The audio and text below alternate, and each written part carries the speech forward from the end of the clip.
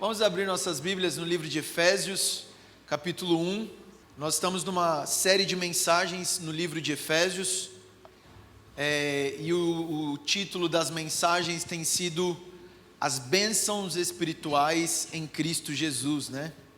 E nós temos nossa canção, que tem sido o refrão das nossas ministrações aqui. Deus, eu tenho tantas bênçãos. E nesse capítulo de Efésios nós estamos listando todas as bênçãos espirituais que nós temos em Cristo Jesus. Amém? Todos com a Bíblia aberta, eu gostaria de pedir para você se colocar em pé para nós fazermos a leitura da palavra. Quando nós abrimos as Bíblias, irmãos, ou os celulares, né? É muito importante você lembrar que você está diante das Sagradas Escrituras. Esse livro aqui é um livro santo, amém? Este livro é a palavra de Deus. Então, nas últimas reuniões eu tenho pedido para nós nos levantarmos enquanto fazemos a leitura, para lembrar o nosso interior da reverência, do respeito, do temor que nós precisamos ter pela palavra de Deus, amém? Vamos prosseguir com a leitura. Efésios, vamos ler do versículo 1, capítulo 1, verso de número 1. Paulo, apóstolo de Cristo Jesus, pela vontade de Deus, aos santos e fiéis em Cristo Jesus que estão em Éfeso. A vocês, graça e paz da parte de nosso Senhor, Pai e do Senhor Jesus Cristo. Bendito seja o Deus e Pai de nosso Senhor Jesus Cristo, que nos abençoou com todas as bênçãos espirituais nas regiões celestiais em Cristo, porque Deus nos escolheu nele antes da criação do mundo, para sermos santos e irrepreensíveis em sua presença. Em amor nos predestinou para sermos adotados como filhos por meio de Jesus Cristo, conforme o bom propósito da sua vontade, para o louvor da sua gloriosa graça, a qual nos deu gratuitamente no amado. Nele temos a redenção por meio do sangue, o perdão dos pecados, de acordo com as riquezas da graça de Deus, a qual ele derramou sobre nós com toda sabedoria e entendimento, e nos revelou o mistério da sua vontade, de acordo com o seu bom propósito, que ele estabeleceu em Cristo, isto é, de fazer convergir em Cristo todas as coisas celestiais ou terrenas, na dispensação da plenitude dos tempos. Nele também fomos escolhidos, tendo sido predestinados conforme o plano daquele que faz todas as coisas, segundo o propósito da sua vontade, a fim de que nós, os que primeiro esperamos em Cristo, sejamos para o louvor da sua glória. Quando vocês ouviram e creram na palavra da verdade, o evangelho que os salvou, vocês foram selados em Cristo com o Espírito Santo da promessa, que é a garantia da nossa herança, até a redenção daqueles que pertencem a Deus, para o louvor da sua glória. Esta é a palavra do Senhor. Feche seus olhos, vamos orar. Senhor, nós estamos diante da Tua santa palavra, nós pedimos nessa hora que o Teu Espírito dê a nós o temor necessário, a alegria necessária de estarmos diante da Tua palavra, Senhor. Eu oro para que Espírito de sabedoria e Espírito de revelação, mais uma vez, repousem sobre nós, Senhor. Nós não nos acostumamos com isso aqui, nós não fazemos isso aqui de modo automático, mas nós precisamos de novo da intervenção do Teu Espírito Santo. Me ajuda a compartilhar a Tua palavra como me é devido, e ajuda cada um dos meus irmãos aqui a ouvir também como é devido, Senhor. E nós só conseguimos isso com o auxílio do Teu Espírito. Por isso, nessa manhã nós te pedimos, ajuda-nos mais uma vez. Em nome de Jesus nós oramos. Amém. Amém. Você pode se sentar. Então, nas duas últimas semanas, nós estamos estudando esse capítulo 1 de Efésios aqui. E a primeira bênção que nós vimos, as primeiras bênçãos foram as bênçãos que o Pai, Deus Pai, nos concede. Os primeiros versículos dizem que Deus Pai nos elegeu antes da fundação do mundo. Nós fomos escolhidos por Deus antes da fundação do mundo. Nós fomos predestinados pelo Senhor a sermos santos e irrepreensíveis. Essas foram algumas das primeiras bênçãos que nós vimos. Na semana passada, nós vimos as bênçãos que ela chega até nós por meio do Filho. Nele nós temos a redenção dos pecados por meio do seu sangue. Então, na primeira semana nós vimos as bênçãos que o Pai nos dá. Na semana passada nós vimos as bênçãos que o Filho nos dá, a redenção, a remissão, o perdão dos pecados. E no dia de hoje nós vamos olhar um pouco para a bênção do Espírito, a bênção do Espírito Santo. Paulo, ele divide esse trecho aqui nessas três ênfases, enfatizando o Pai, enfatizando o Filho e enfatizando o Espírito Santo. E algo que eu queria lembrar você, que eu já falei aqui logo na introdução da série, esse texto que nós lemos aqui, esses 14 versículos, no original grego, gente, é uma única frase. Não tem ponto, não tem vírgula. Você imagina o que estava na mente e no coração do apóstolo Paulo para escrever uma frase tão longa como essa aqui. Ou seja, a profundidade desse texto aqui, ela é imensa. Por isso que nós estamos gastando bastante tempo aqui. E a bênção que nós vamos ver hoje é o selo do Espírito. Amém? E aí a música de hoje é: eu tenho a marca da promessa. Mas é verdade, gente. O que nós vamos aprender hoje nesse texto é que nós temos mesmo a marca da promessa. O que nós estamos aprendendo nesse texto é verdade. Deus, eu tenho tantas bênçãos, e uma dessas bênçãos é a marca da promessa, a marca do Espírito. E agora nós vamos tentar entender o que isso significa.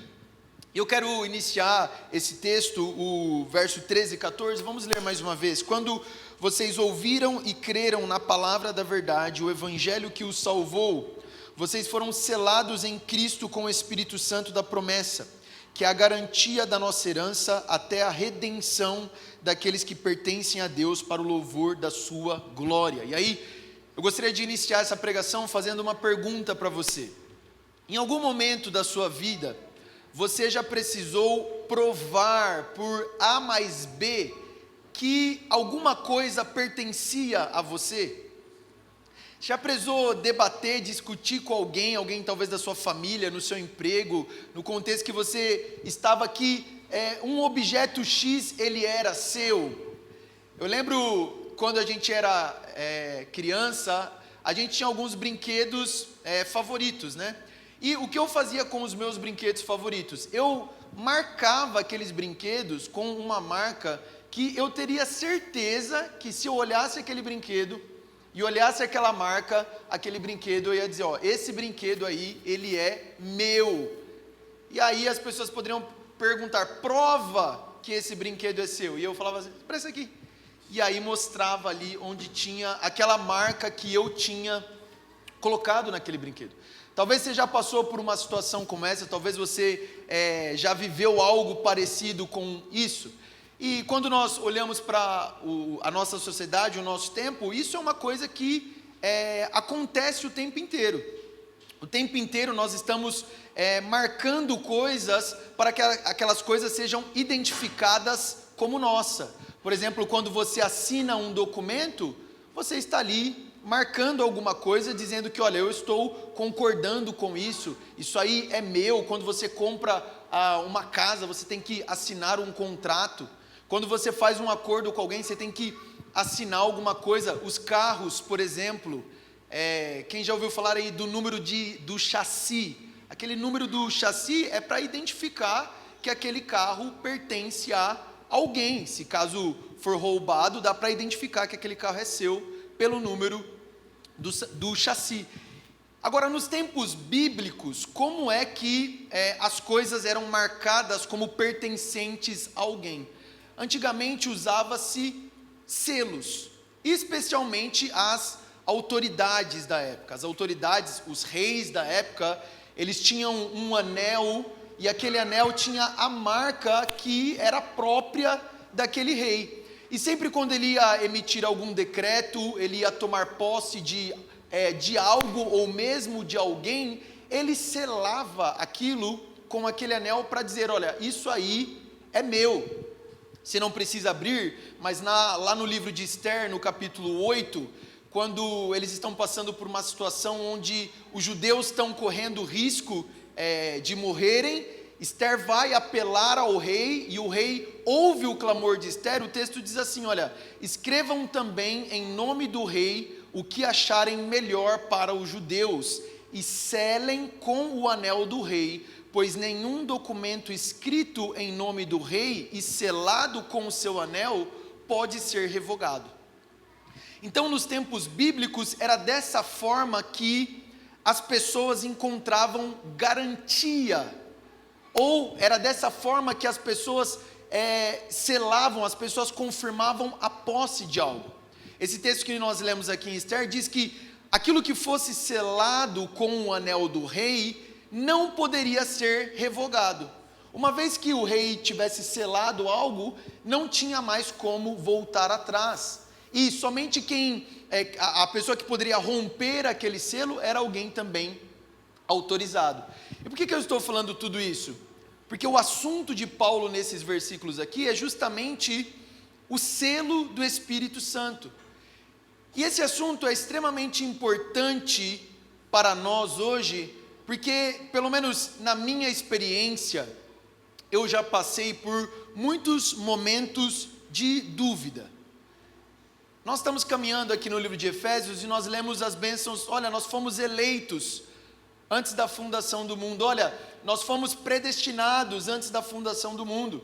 Nós fomos salvos, nós fomos resgatados, nós fomos redimidos pelo sangue de Jesus. E todas essas verdades são maravilhosas. Mas convenhamos, em diversos momentos na nossa caminhada, nós ficamos em dúvida. Quem nunca pensou, será que eu realmente fui eleito por Deus? Quem nunca pensou, será que eu sou salvo de verdade? Alguns pensamentos talvez até mais profundos. Será que Deus existe mesmo?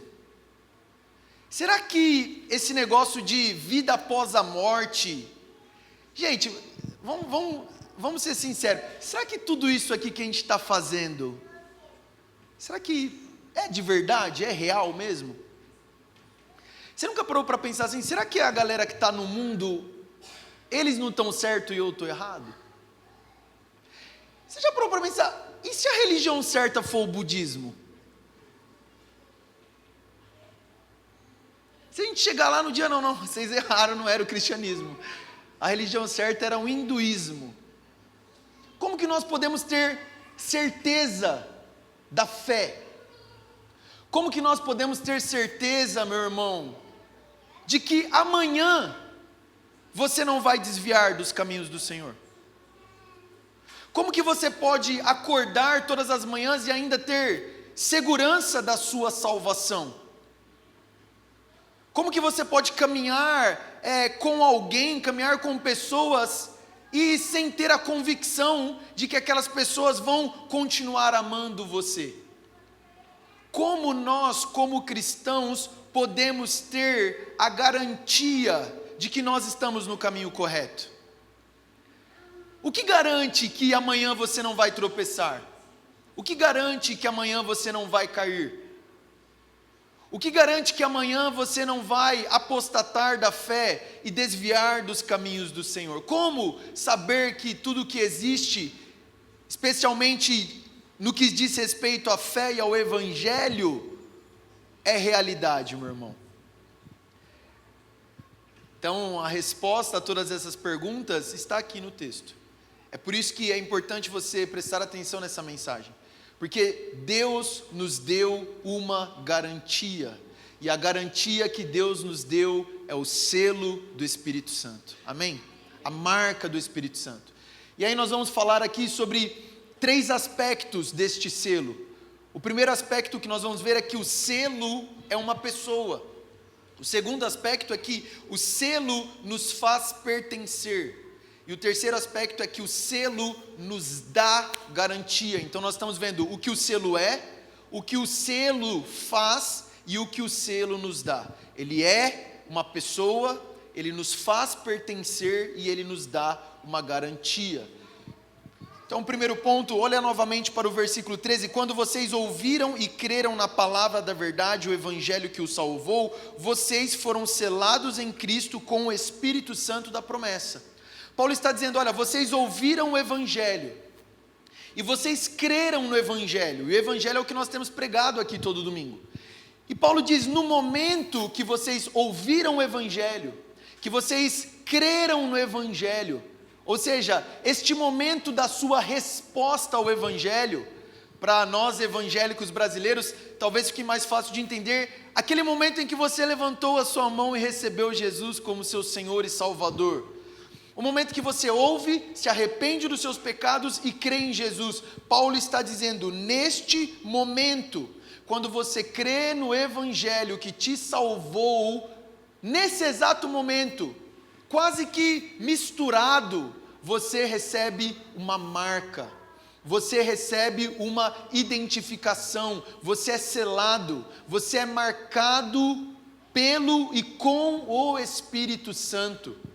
O que eu quero chamar a sua atenção nesse primeiro ponto é que Paulo está dizendo aqui que ele não está dizendo que nós fomos selados pelo Espírito Santo. Ele não está dizendo que o Espírito Santo veio até nós e o Espírito Santo nos marcou. Não é isso que ele está dizendo, por mais que outros lugares nas Escrituras falem sobre o Espírito Santo nos marcando. Paulo está dizendo, você foi selado com o Espírito Santo. O selo é uma pessoa. A marca que você recebe quando você nasce de novo é uma pessoa que você recebe. Você é marcado com o Espírito Santo. A marca que você recebe não são sinais extraordinários, não são dons, não é cura, não é necessariamente libertação. Quando você crê no Evangelho, quando você crê que o sangue de Jesus foi derramado para a sua salvação, você se arrepende dos seus pecados, naquele momento você recebe uma marca. É quase que algo simultâneo. No momento que você crê, você é marcado pelo Espírito Santo. Nós cremos aqui na nossa comunidade que isso é chamado de batismo com o Espírito Santo. No momento que você crê, você é batizado com o Espírito Santo. Você posteriormente pode experimentar diversas vezes o enchimento do Espírito Santo. Mas nós cremos que o momento onde você recebe o Espírito é no momento que você nasce de novo. O que eu estou querendo dizer com isso? Existem muitas linhas na igreja que elas pensam que esses momentos são momentos distintos. Você nasce de novo e depois você precisa buscar pelo batismo com o Espírito Santo. Essa é a linha pentecostal, nós somos carismáticos. O que isso significa? Que nós cremos que no momento onde nascemos de novo, é o mesmo momento onde nós somos batizados com o Espírito Santo. É o mesmo momento onde nós somos selados com o Espírito Santo. Ou seja, o que Paulo está dizendo aqui é que este selo não é algo que Deus faz. Este selo é algo que Ele é. O Espírito é a própria marca viva de Deus em nossas vidas. Você como cristão, você como alguém regenerado, nascido de novo, tem o Espírito Santo de Deus habitando em você, morando em seu interior. Efésios capítulo 4, ele vai dizer o seguinte, olha, não entristeçam o Espírito Santo de Deus, com o qual vocês foram selados. Irmão, o Espírito Santo ele não é simplesmente uma força, o Espírito Santo ele não é simplesmente um poder, porque não tem como você entristecer um poder, não tem como você entristecer uma força, não tem como você entristecer uma energia que te faz fazer as coisas. O Espírito Santo é uma pessoa que vive no seu interior, porque você foi marcado por Ele no dia do seu novo nascimento. E Paulo em Efésios 4 diz, essa marca que é o Espírito em você, cuidado, porque você pode entristecer o Espírito, porque ele é uma pessoa. Sabe o que isso significa? Em outras palavras, é aquilo que o apóstolo diz em Gálatas: não sou mais eu quem vivo, mas Cristo, por meio do Espírito, vive em mim. Isso significa, meu irmão, que você não está mais sozinho neste mundo. Você tem 24 horas por dia a presença do Espírito junto com você. Você tem em todas as situações da sua vida o Espírito Santo a te auxiliar. E esse argumento nos escritos de Paulo é tão forte que quando ele escreve para os irmãos em Corinto se absterem da imoralidade sexual, Paulo está dizendo assim para eles: olha, vocês precisam viver uma vida santa. Vocês precisam se abster da imoralidade sexual. E ele diz, porque qualquer pecado que você comete fora do corpo, mas o pecado da imoralidade sexual, você comete ele no seu corpo. E aí o argumento dele é, e vocês não sabem que vocês são santuário do Espírito Santo? Irmãos, literalmente, em outras palavras, o que Paulo está dizendo é, quando você, como alguém que é nascido de novo, selado com o Espírito, habitação do Espírito, se envolve em imoralidade sexual, você está levando junto com você o Espírito Santo naquele lugar. É isso que Paulo está dizendo. E porque nós somos a habitação do Espírito, é que ele nos exorta, se abstenham da imoralidade sexual. Preservem o corpo de vocês, porque o corpo de vocês agora é selado com o Espírito. Vocês são casa de Deus, o Espírito do vivo Deus, o Espírito do Santo Deus mora dentro de você, meu irmão. É isso que Paulo está dizendo aqui. Romanos capítulo 8, ele diz que o Espírito daquele que ressuscitou Jesus dentre os mortos é o Espírito que vive dentro de nós. Irmãos, nós temos uma dificuldade muito grande de acreditar nisso. Nós olhamos para o Evangelho, e aí agora, muito mais ainda assistindo The Chosen, né? A gente olha ali a vida de Jesus nos Evangelhos, no The Chosen, e a gente pensa, nossa, como eu queria ter vivido ali naquela época. Quem nunca pensou isso? Nossa, como eu queria ter participado ali da multiplicação dos pães e peixes, visto Jesus pregando o Sermão do Monte, como eu queria ter vivido naquela época. Nós temos a seguinte impressão, talvez se eu tivesse vivido naquela época e visto Jesus cara a cara, talvez a minha vida teria sido diferente. Talvez alguma coisa no meu interior teria sido mais transformado do que a vida que eu vivo nos dias de hoje. Nós olhamos para as páginas do Novo Testamento e nós ficamos com o desejo de viver o que aqueles homens viveram. Mas sabe qual é a realidade do Espírito, meu irmão? Em João capítulo 16, Jesus fala algo que a gente não acredita. Ele diz para os discípulos, ele está despedindo dos discípulos, depois de 3 anos junto com os discípulos, e ele diz o seguinte: olha, é melhor para vocês que eu vá. Irmãos, nós realmente cremos nessas palavras de Jesus? Jesus estava dizendo, olha, é melhor eu voltar para o céu. A gente pensa, nossa, mas se Jesus tivesse vivido mais, feito mais milagres, pregado para mais pessoas, se eu tivesse vivido naquela época, Jesus está dizendo, é melhor que eu vá. É melhor que nesse momento eu não esteja junto com vocês. Você consegue crer nessa verdade? Que nesse exato momento é melhor para nós que Cristo não esteja aqui fisicamente conosco? Por quê?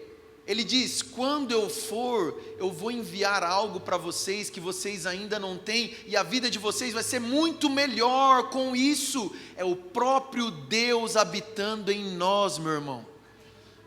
O próprio Espírito Santo de Deus morando em nós. Jesus ali nessa passagem de João, ele diz, eu não vos deixarei órfãos, eu vou dar a vocês a mim mesmo. Quando nós falamos que o selo é uma pessoa, nós estamos dizendo que essa bênção espiritual é que Deus dá Ele mesmo a nós. Deus entrega a si mesmo a nós. Você é morada de Deus, meu irmão. Essa é a verdade, uma das verdades mais profundas que Paulo está dizendo aqui, que nós, quando ouvimos e cremos no Evangelho, recebemos o selo do Espírito, este selo que é não uma força, não uma energia, mas uma pessoa. Você recebe o Espírito Santo e hoje, agora mesmo, ele está habitando dentro de você. Agora, o Espírito Santo, além de ele nos selar pessoalmente, quando ele nos sela, ele está dizendo o seguinte: olha, você me pertence. Quando nós recebemos o selo do Espírito, ele está dizendo assim: olha, você é minha propriedade. Esse é o nosso segundo ponto. O selo do Espírito nos faz pertencer a Deus. Naquela época, e mesmo até hoje, mas naquela época era muito mais forte. Você lembra aquela passagem que os fariseus pegam uma moeda e eles perguntam: olha, de quem é a face aqui que está nessa moeda? E Jesus responde: os discípulos falam, essa face aí é de César. E aí eles perguntam: então, nós devemos pagar imposto a César ou não? E qual é a resposta de Jesus? Dai a César o que é de César e dai a Deus o que é de Deus. O que isso significa? Aquela moeda, por ter o rosto de César ali, Jesus está dizendo, ela pertence a César, ela é de César. Isso significa que quando nós recebemos o selo do Espírito, a marca do Espírito no nosso interior, o Senhor está dizendo: agora você me pertence. Nós vimos na semana passada que o Senhor nos redimiu. A imagem da semana passada era que Jesus, por meio do sangue dele, nos resgatou do pecado. Agora imagine o seguinte: Jesus ele poderia ter te resgatado e ter deixado você solto. Jesus poderia ter te resgatado do inferno e do pecado e ter deixado você livre no mundo, numa situação de neutralidade, mas não é isso que o Senhor fez. O Senhor Jesus nos resgatou com o sangue dele, e além disso ele diz: agora você é meu, você não pertence mais ao pecado, você não pertence mais a Satanás, e além disso, você não pertence, meu irmão, nem a si mesmo, você pertence ao Senhor, você é propriedade de Deus, Deus é o seu dono. E como nós muitas vezes temos dificuldade de encarar isso, de encarar que nós temos um dono, de encarar que nós somos propriedade de alguém. Por que nós temos uma dificuldade imensa com isso? Porque o discurso do mundo hoje, o discurso da cultura moderna é justamente o contrário disso. O que o mundo está pregando vez após vez para nós? Você precisa ter uma autonomia absoluta. Você precisa ser dono de si mesmo. O nosso corpo, como é? Não, meu corpo, minhas regras. Sou eu que mando em meu próprio nariz. As pessoas hoje, cada vez mais, elas estão se tornando resistentes a qualquer figura de autoridade. Por quê? Porque elas não querem ter alguém que seja superior a elas. Elas não querem ter alguém que direcione, que dê ordens. A geração que vem está se tornando cada vez mais rebelde e não sujeita às autoridades, porque existe um discurso sendo pregado no mundo: você precisa ser 100% autônomo, você precisa conduzir a sua própria vida, você é responsável pela sua própria vida, ninguém pode dar opinião mais sobre a sua vida. Até de falar nossa opinião sobre as outras pessoas tem se tornado difícil. O coração do homem, ele é elevado à mais alta posição de um guia moral para as pessoas. O que as pessoas falam umas para as outras? Meu irmão, segue o seu coração. A verdadeira liberdade é você fazer aquilo que você desejar. Siga o seu coração.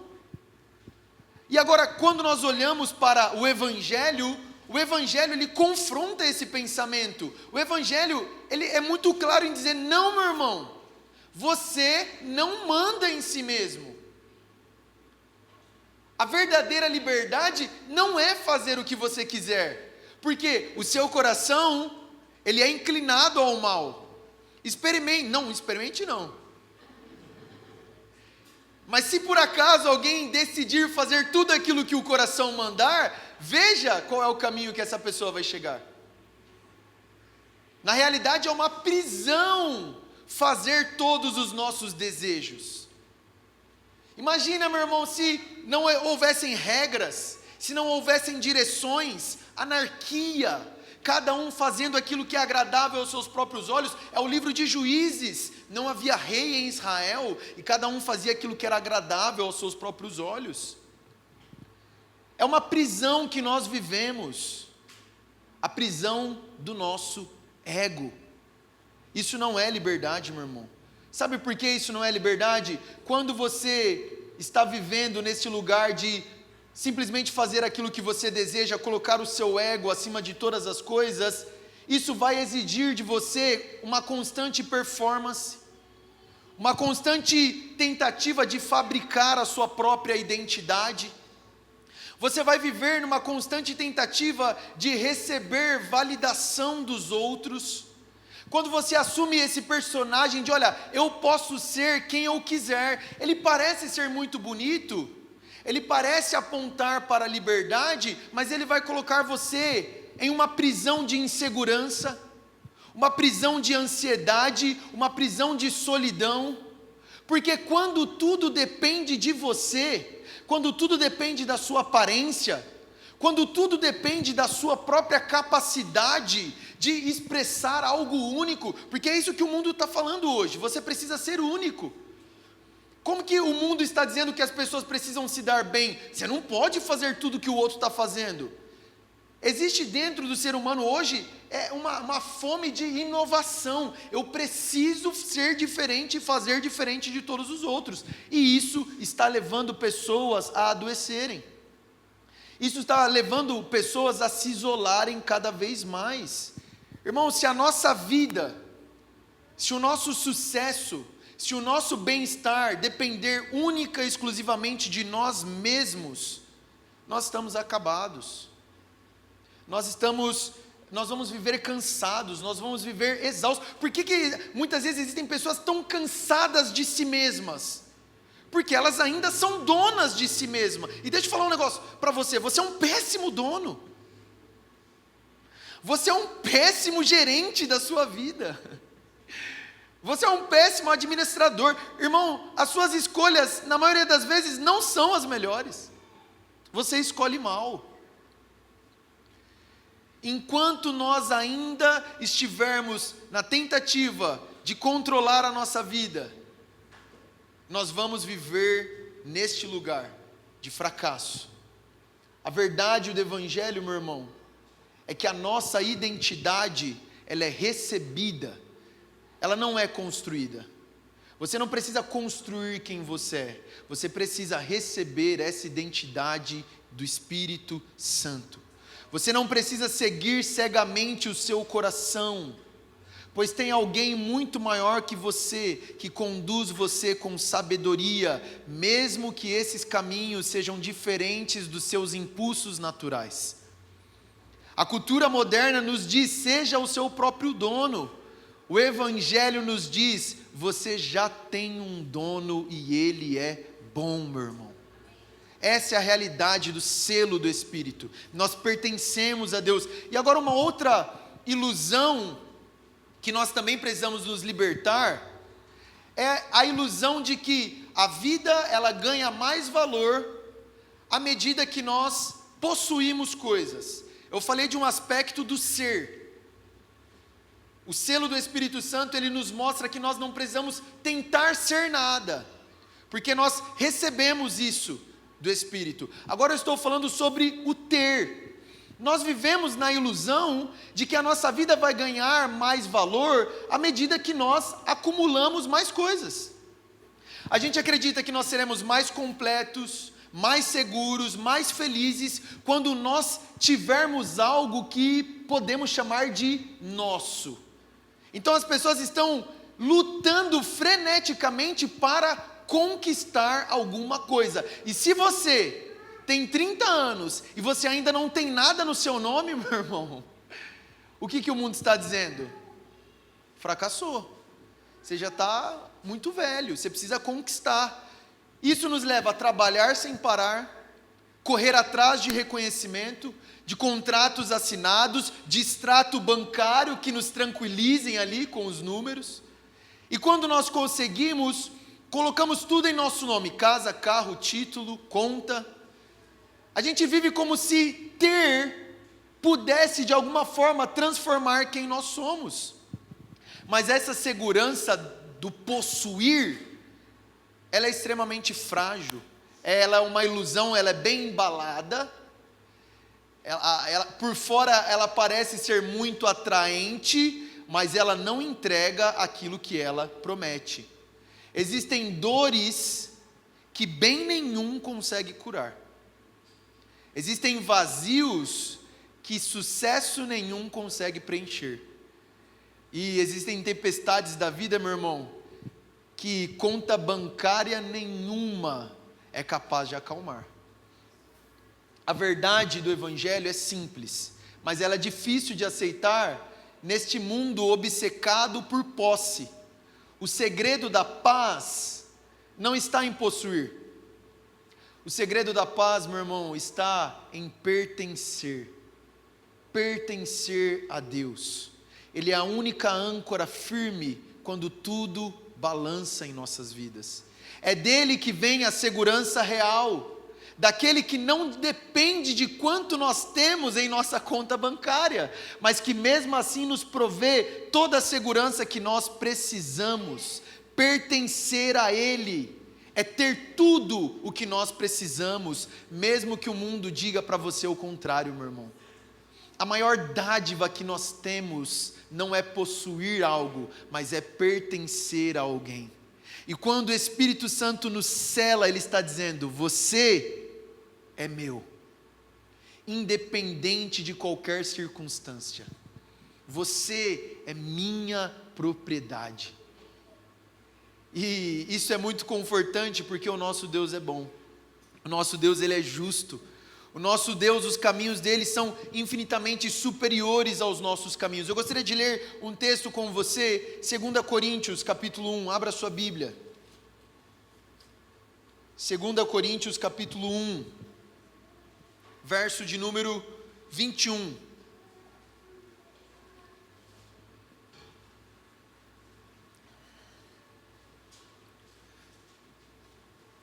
Segunda Coríntios, capítulo 1, verso 21. Paulo diz o seguinte: ora, é Deus quem faz que nós e vocês permaneçam firmes em Cristo.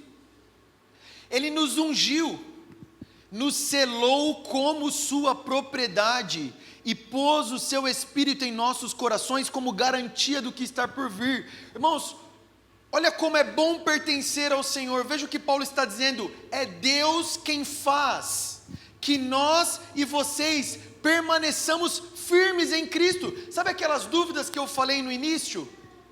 Como que você pode ter certeza que amanhã você vai continuar crente? Como que você pode ter certeza que amanhã algum abalo da vida não vai fazer você desencaminhar do Senhor? Olha o que o texto está dizendo: é Deus quem faz você permanecer, meu irmão. Isso é um tabu para muitas pessoas, mas deixa eu falar uma coisa com você. Se a sua salvação depender de você,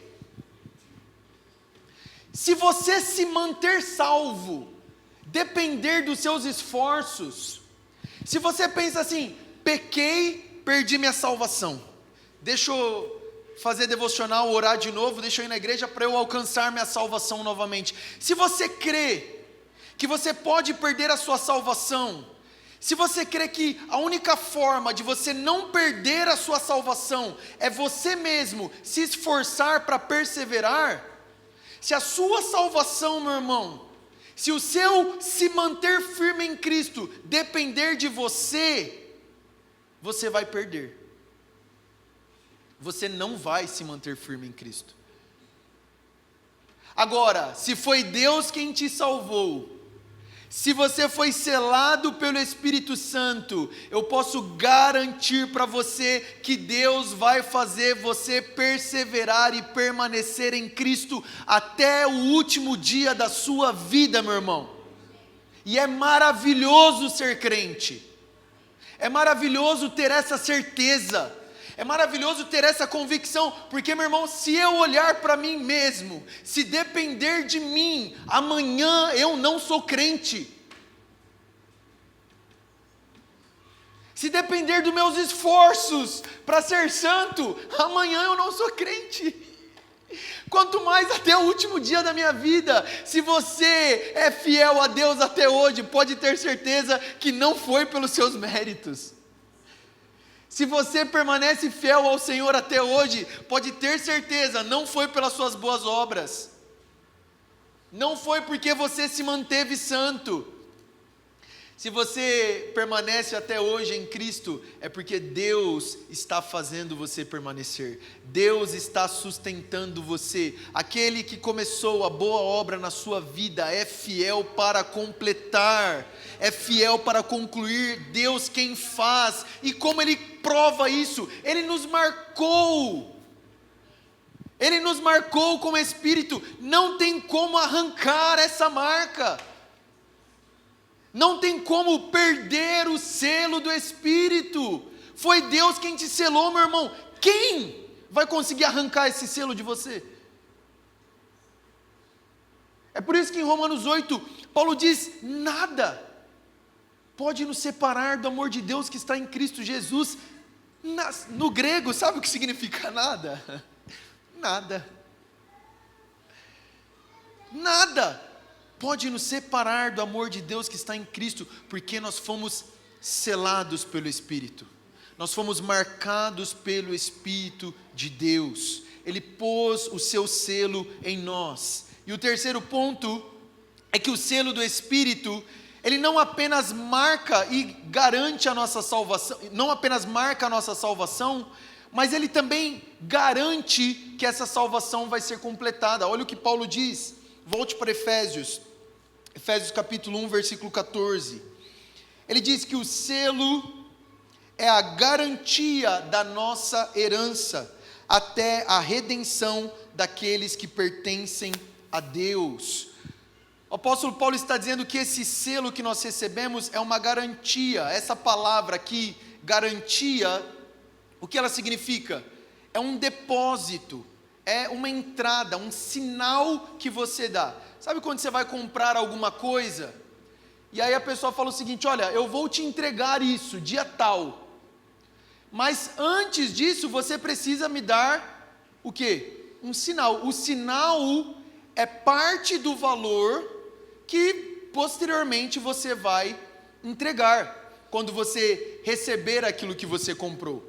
Algumas versões de Bíblia, elas aparecem a palavra penhor, que o Espírito é o penhor da herança, mas essa palavra penhor não é exatamente apropriada, porque o que é penhorar alguma coisa?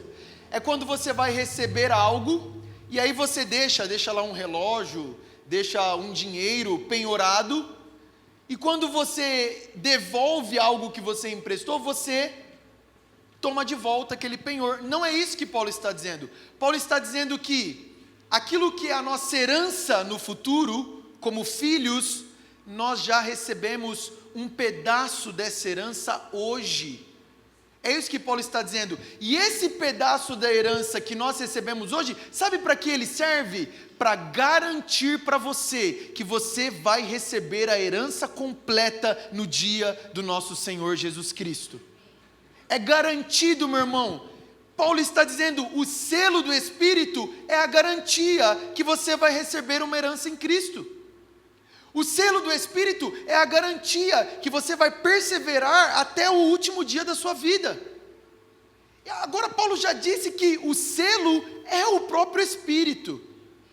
E agora ele está dizendo que o selo é a garantia. Sabe o que Paulo está querendo dizer? Quem é que está te dando essa garantia? O próprio Deus. O próprio Deus é a garantia de que você vai receber uma herança. O próprio Deus, irmão, é a garantia. de que as coisas na sua vida não vão permanecer como elas estão.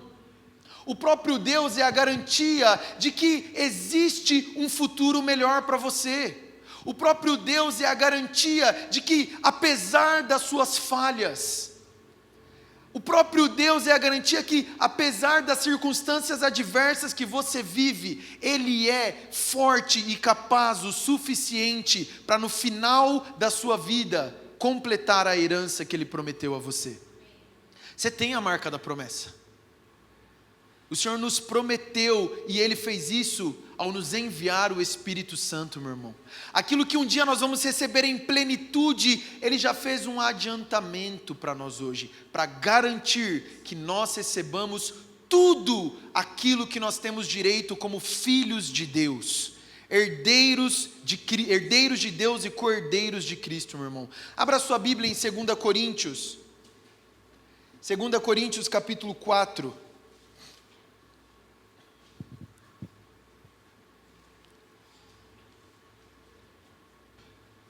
2 Coríntios capítulo 4, vamos ler a partir do verso 16.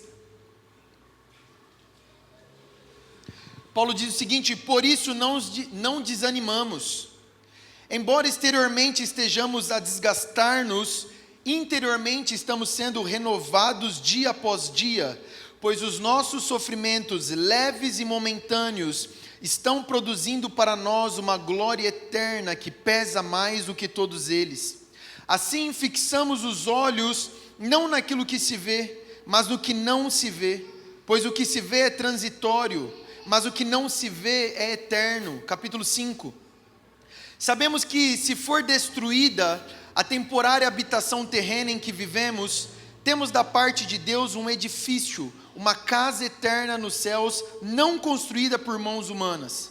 Enquanto isso, gememos, desejando ser revestidos da nossa habitação celestial, porque estando vestidos não seremos mais encontrados nus, pois enquanto estamos nesta casa, gememos e nos angustiamos, porque não queremos ser despidos, mas revestidos da nossa habitação celestial, para que aquilo que é mortal seja absorvido pela vida.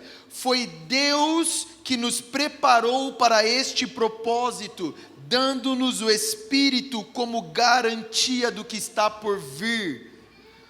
Paulo está dizendo, meu irmão, que naqueles momentos, quando você olha para as suas circunstâncias, quando você olha para a sua vida, e você se vê cercado de sofrimentos, de tribulações, de situações adversas, Paulo está dizendo: este não é o seu fim, esse não é o fim da sua história. Paulo está nos dizendo: nós temos a garantia de que as coisas vão melhorar. Então, não existe problema nenhum, e eu falo isso com confiança na palavra de Deus. A sua vida vai melhorar, meu irmão. E a gente tem medo de falar essas coisas, como eu já disse aqui outras vezes, para não ser confundido com coaches e teologia da prosperidade. Agora, o ponto mais importante é que é o seguinte: a sua vida vai melhorar.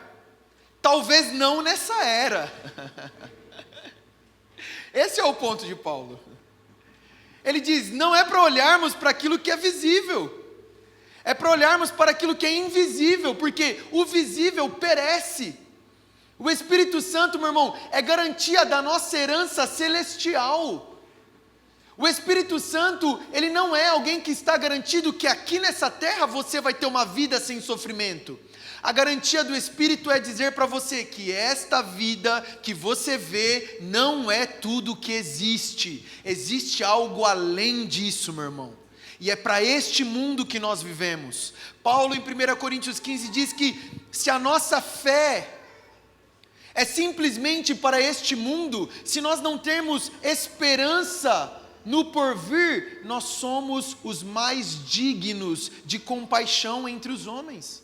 Nós somos os mais dignos de pena, porque, meu irmão, sendo bem sincero, quando você olha para a realidade ao seu redor, muitas vezes dá vontade de desistir.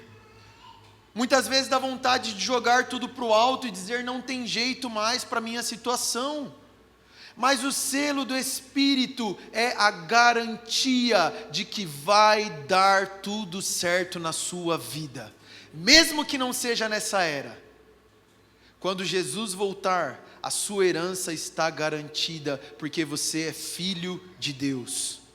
E é isso que nós devemos nos apegar, meu irmão. É isso que nós devemos fixar os nossos olhos, não nas coisas que nós vemos. Paulo diz: enquanto nós estamos aqui, nós gememos, nós sofremos, nós desejamos ser revestidos de uma nova natureza em nosso corpo. Mas até lá você precisa lembrar, você recebeu uma marca, e essa marca é o Espírito Santo. Ele é a garantia de que você vai passar dessa. É a garantia de que você vai receber algo melhor no seu futuro. Amém, meus irmãos? E para concluir, o Espírito Santo, ele não é apenas essa segurança futura que nós temos. Ele é um chamado também a uma resposta no presente. A última parte do versículo 14, Paulo diz assim: para a redenção daqueles que pertencem a Deus, para o louvor da sua glória. Eu quero trazer esse último aspecto, porque as pessoas têm uma caricatura dessa mensagem de salvação. Elas pensam: nossa, falando isso aí, as pessoas vão sair vivendo em pecado, já que você está dizendo que está garantido a nossa salvação. Olha o que Paulo está dizendo, que tudo isso é para que a gente viva para o louvor da glória de Deus. Meu irmão, se você pegar uma mensagem dessa e usar essa mensagem como pretexto para continuar vivendo em pecado, você não entendeu nada.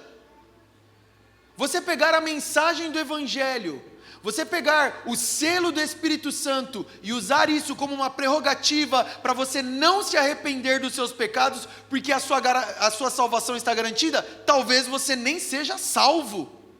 Sabe por quê? Quem foi selado pelo Espírito deseja viver para o louvor da glória de Deus. Quem foi selado pelo Espírito deseja viver uma vida de santidade. O selo do Espírito não é apenas uma garantia de uma segurança futura, mas é um chamado hoje para uma vida de santidade. Em Efésios capítulo 2, Paulo, ele meio que vai fazer um contraste. Ele diz que nós estávamos mortos em nossas transgressões e pecados, nas quais costumávamos viver quando seguíamos o príncipe do poder do ar e o espírito que agora age nos filhos da desobediência. Só existem dois tipos de pessoa no mundo, irmão: os que são selados pelo Espírito Santo e os que vivem debaixo do espírito da desobediência. Se você foi selado pelo Espírito, ele vai capacitar você a viver uma vida que constantemente está buscando pela santidade. Se você foi selado pelo Espírito, você precisa lembrar: eu pertenço ao Senhor. Se você foi selado pelo Espírito, você precisa diariamente se render ao senhorio de Jesus Cristo, a parar de querer controlar a sua vida, entregar o controle da sua vida ao Espírito Santo, a perguntar ao Espírito Santo: o que você deseja da minha vida? O que você deseja que eu faça? Espírito Santo, o que você tem para o dia de hoje? Se nós fomos selados pelo Espírito Santo, meu irmão, o evangélico brasileiro, de alguma forma ele foi ensinado que ele pode negociar com Deus. Ele foi ensinado que ele pode ser crente, mas manter algumas coisas debaixo do controle dele. Não é essa a realidade que nós vemos na palavra. Irmão, quando nós vemos as pessoas mesmo em Éfeso, quando elas se convertiam, elas renunciavam a tudo o que elas tinham. Elas não estavam negociando com Deus: isso aqui eu não estou pronto para renunciar. Meu irmão, não existe isso na vida cristã.